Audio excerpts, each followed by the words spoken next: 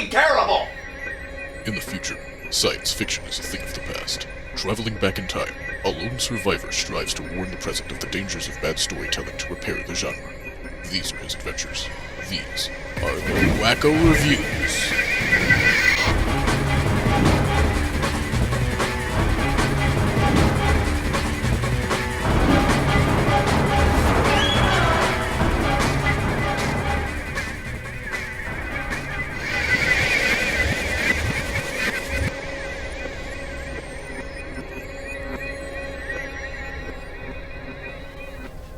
Okay, I need to calm down because I cannot get this ranty so early on in the series. I will find worse shows, I have no doubt. So calm.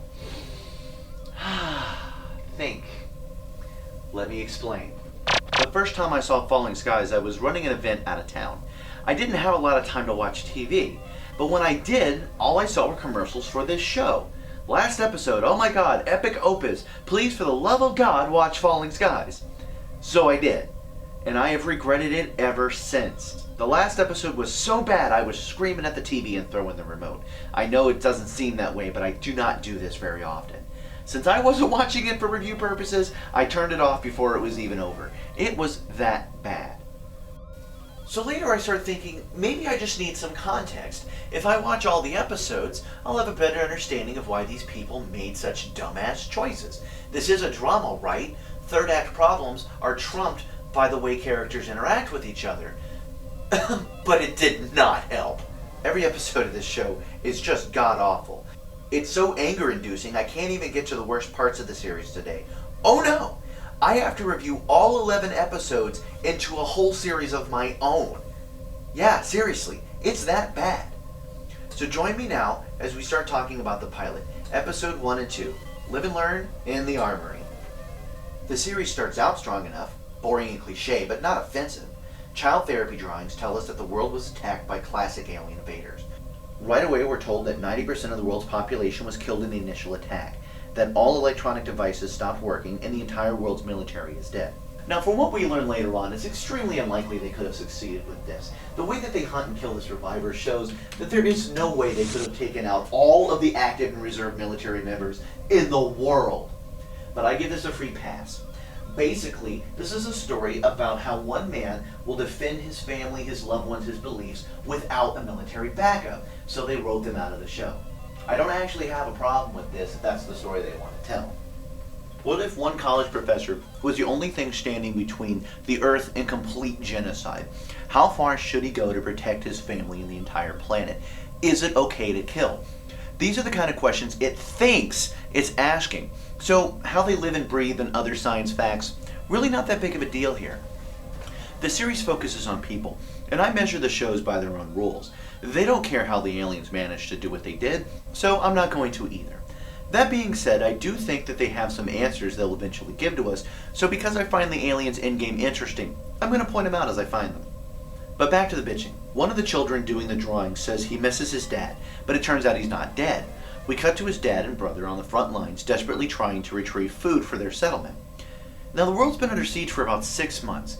It's been a fight for survival every single day. So explain to me how this dumbass didn't know to duck. Look at this guy too. He's just walking along and blam! Did they not hear the lookout robots and the gunfire? And it's revealed later that both of these people were in charge at the time. The main cast's reactions to the city being destroyed is also weird. This has been a daily occurrence for a while. So what's so amazing about a bombing that you've most definitely seen with your own eyes before? I don't know, I guess I just can't relate. I have been on this ship the whole time after all, and Oh my god! This came from a replicator. Our main characters are Tom, a history teacher specializing in the Civil War. I'm going to call him Noah because everyone knows the actor. In fact, all the main characters have better actor names. There's Captain Weaver, who I'm going to call Patton, and pediatrician Dr. Glass, who I'm going to call Bloodgood. I mean, there's no Dudley Manlove here, but it's still a cast full of awesomely named people. So the opening food run is a bust, and as bad as things are, they're slowly getting even worse. We're introduced to the leader of the entire Boston area, who explains that the alien menace is now picking up groups of humans as small as 1,000, implying they've been tracking down larger groups as they go. There's no longer a group that large. not a good sign. To buy time, the commander splits the survivors into teams of 300 with 100 soldiers and 200 civilians. And this is when the show starts to have serious problems. So far, I've been actually kind of nice because I want them to tell the story that they want to tell. But how in the hell do you figure that 2/3 of a moving militia called the 2nd Massachusetts, named after the Civil War Brigade, is non-combat civilians? This ain't no Battlestar scenario. There they had civilian ships with no weapons that needed to be manned. There was a shortage on everything, including military hardware. In this show, it's freaking America. Weapons and armor are easy to come by, yet nobody picks up a gun to defend themselves. I am so not buying it. For example, Noah thinks it's a good idea to send 50 people, that is half of their military population, to go search for food. Patton disagrees. He sends Noah and a small team to go find the food and bring it back on their own. This is set up to sound like an impossible task, but later we find out it's a really good idea. They do it all the time. Noah takes his strike team, including his oldest son, and raids a Costco, having to kill a mech and an alien foot soldier called a skidder in the process. The skidder ends up having a very human reaction to dying. Later, they'll point out how odd it is that the mechs are bipedal while the aliens are not. They have at least 4 legs. So this is more than likely a clue to their nature. On the character development side, we'll see Noah's youngest son get a small birthday party, and his middle son is discovered to still be alive in an alien harness, a biomechanical device that makes him a mindless slave. So yeah, not only have the aliens destroyed everything, killed everyone, if you survive all that, they steal your children and blow your head off. That's dark. And dark is actually the real problem here. There is so much death and action in a show that is so slowly paced. All the characters walk around like they're just expecting this all to blow over, while the enemy is systematically killing them every single day. Remember, they started off with 1,000 people they were scanning for, and now they can't find that. They are slowly whittling down the entire human race. The only person that seems to know this is the person we're not supposed to trust. What do we do when they start picking up groups of 300? And we break up into smaller units and we continue, Weaver. Till it's armies of one and they start picking us off individually? Is that how we do it? Listen, if you've got a better idea, I'd damn sure like to hear it. I have a better idea. We got a chance right now. That's what I'm trying to tell you. We're facing a garrison.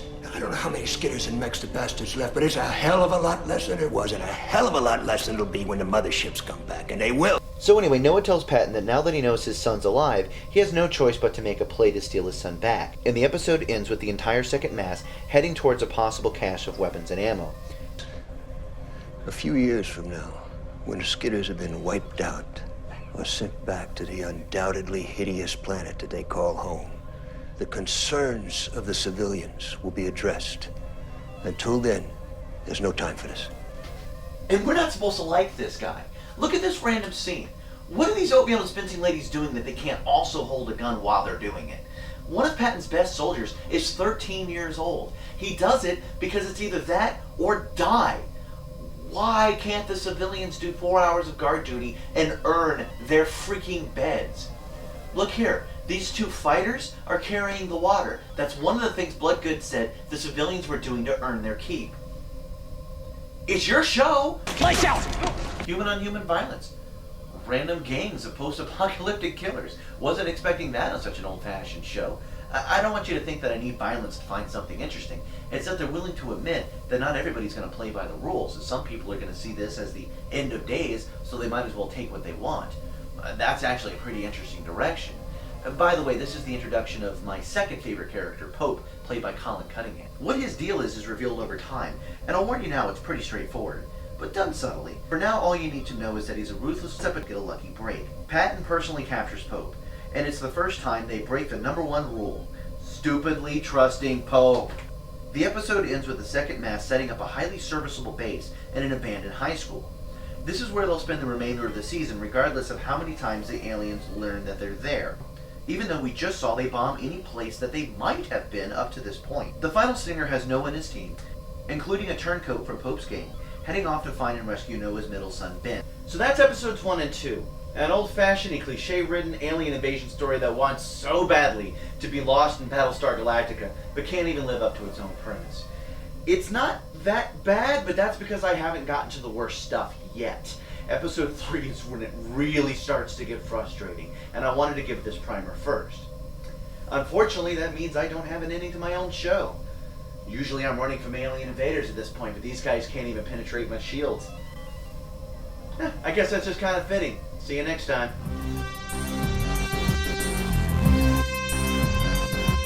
We came from outer space.